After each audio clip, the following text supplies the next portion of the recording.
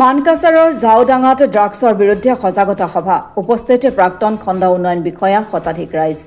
দক্ষিণ শালমৰা মানকাছাৰ জিলাৰ বিভিন্ন ঠাইতে বৰ্তমানেও অব্যাহত ড্ৰাগছৰ ৰমৰমীয়া বেহা আৰক্ষীয়ে ড্ৰাগছৰ বিৰুদ্ধে অভিযান অব্যাহত ৰাখিছে যদিও বৰ্তমানেও জিলাখনত সম্পূৰ্ণভাৱে বন্ধ কৰিব পৰা নাই বিশেষকৈ মানকাছাৰ আৰক্ষী থানাৰ অন্তৰ্গত কুচনিমাৰা জাওডাঙা কাজিপাৰাকে ধৰি কেইবাখনো গাঁৱত অব্যাহত আছে ড্ৰাগছৰ বেহা আৰক্ষীয়ে বন্ধ কৰিব নোৱাৰাৰ ফলত জাওডাঙা গাঁৱৰ শতাধিক ৰাইজে এখন সজাগতা সভা অনুষ্ঠিত কৰে ড্ৰাগছৰ বিৰুদ্ধে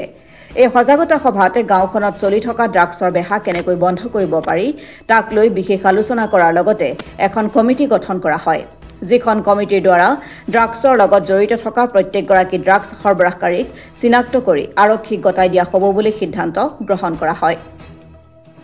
আমি ইয়াতে একত্ৰিত হৈছোঁ আমাৰ মণ্ডলপাৰা গাঁৱত এটা ড্ৰাগছ এৱাৰনেছ কেম্প হিচাপে আমি গাঁওবাসীসকলে ইয়াতে একত্ৰিত হৈছোঁ সেই মৰ্মে মোকো ইয়াতে আমন্ত্ৰণ কৰা হৈছে মই ইয়াতে আহিছোঁ ইয়াতে চবেই গাঁৱৰ জাওডাঙা মণ্ডলপাৰা গাঁৱৰ লগতে ওচৰে পাঁজৰে যিবিলাক মানুহ ইয়াতে বহুত মানুহ আহিছে আহি তেওঁলোকে মানে এটা হেৰি কৰিছে যে ইয়াৰ আমাৰ সমাজৰ পৰা যাতে ড্ৰাগছ যুৱ প্ৰজন্ম যাতে ধ্বংস নহয় তাৰ কাৰণে মানে এটা এৱাৰনেছ কেম্প পাতিছে মানে এণ্টি ড্ৰাগছৰ ওপৰত আৰু যাতে ৰাইজে এইখিনি গোটেইখিনি গম পায় আৰু সমাজৰ পৰা যাতে এইখিনি মানে যিবিলাকে ব্যৱসা বাণিজ্য কৰি আছে এইবিলাক এণ্টি ড্ৰাগছৰ সেইখিনি যাতে কৰিব নোৱাৰে তাৰ কাৰণে চবেই সজাগত হৈছে আৰু তেনেকৈ তেওঁলোকে বিহিত ব্যৱস্থা কিছুমান গ্ৰহণ কৰিছে তেওঁলোকে কমিটি কিছুমান বনাইছে আৰু সেইমতে তেওঁলোকে প্ৰশাসনক এইবিলাক অৱগত কৰাব বুলি আমি গম পাইছোঁ মানকাছাৰ আৰক্ষী থানাৰ অন্তৰ্গত ড্ৰাগছৰ পৰা আৰক্ষীৰ ভূমিকা কেনেকুৱা আৰক্ষীয়ে ড্ৰাগছ বিৰোধী অভিযান চলাই হয়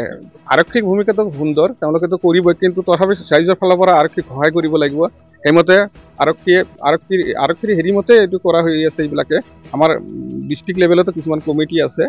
প্ৰশাসনৰ ফালৰ পৰা কমিটি আছে আৰু এইটো গাঁও পৰ্যায়তো মানুহবিলাকে সতৰ্কতা হ'ব লাগিব আৰু আৰক্ষীক এইটো অৱগত কৰিলে নিশ্চয় আৰক্ষীয়ে আমি ভাবোঁ এইটো বহুত সহায় কৰিব সাধাৰণ ৰাইজে এইখন সিদ্ধান্ত লৈছে হয় এইটো গাঁৱৰ ৰাইজে ইয়াতে সিদ্ধান্ত লৈছে আৰু নিজে নিজে এইটো আহি এটা মানে হেৰি কৰিছে নিজে সতৰ্ক হোৱাৰ কাৰণে এটা মানে নিজে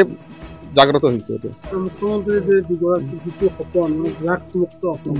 এইটোৰ ওপৰত আপোনালোকে এইটো কৰিছে হয় আমাৰ মাননীয় মুখ্যমন্ত্ৰী মহোদয়ে এটা বিশেষ মানে প্ৰথমৰ পৰাই ভাল এটা হেৰি লৈছে ড্ৰাগছৰ ওপৰত মানে ভাল এটা পদক্ষেপ লৈছে যাতে ভৱিষ্যতে এই ড্ৰাগছটো মানে সমাজখন পংগু কৰিব নোৱাৰে তাৰ কাৰণে তেখেতে যিটো পদক্ষেপ লৈছে তাৰ পৰিপ্ৰেক্ষিতত আমাৰ গাঁৱৰ ৰাইজেও আজি চবে একত্ৰিত হৈছে যাতে আমাৰ সমাজৰ পৰা যাতে এই ড্ৰাগছ প্লাছ যিবিলাক মাদক দ্ৰব্য আৰু সমাজৰ যাতে বেয়া যিবিলাক থাকে এইবিলাক যাতে দূৰ হয় এইকাৰণে এনেকুৱা এটা পদক্ষেপ ইয়াৰ গাঁওবাসীয়ে লৈছে কথা হ'ল মানে আমাৰ এই জাওডাঙা গাঁৱত এই গাঁৱতে মানে বহুত দিনৰ পৰা ৰমৰমা বেহা চলি আছে ড্ৰাগছৰ ইয়াৰ পৰিপ্ৰেক্ষিতত হঠাতে সেইদিনত এই পৰহিতে মোৰ ঘৰতে গাঞ্জা থৈ গৈছে হঠাতে এই ড্ৰাগছ বেপাৰীহঁতে থৈ গ'ল তাৰপিছত আমাৰ ঘৰ ৰেড হ'ল তাৰপিছত আমিতো মানে মানকাছাৰত থানাত গ'লোঁ গাঁৱৰ মানুহ চবেই গ'ল মোৰ লগত যাই কিনে আমাক মানে দোষী সাব্যস্ত কৰিব নোৱাৰিলে তাৰপিছত আজি এই পৰিপ্ৰেক্ষিতত আজি গাঁৱত এনেকুৱা চবে ৰাইজে এই ড্ৰাগছৰ এগেইনষ্টত এটা মিটিং পাতিছে আৰু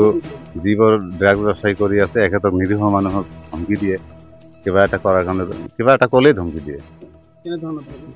এই কিবা এটা কৰিম তোৰ ঘৰত মানে ড্ৰাগছ থৈ আহিম তোক শিকাম কিবা এটা কৰিম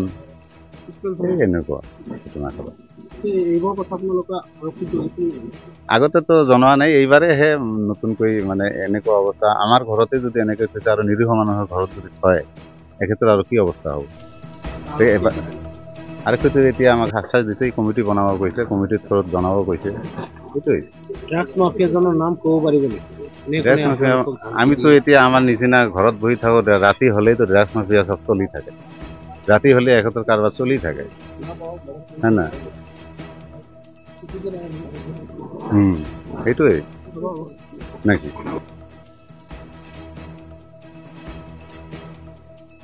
মানকাছাৰৰ পৰা মিজানুৰ ইছলামৰ ৰিপৰ্ট অসম টুডে।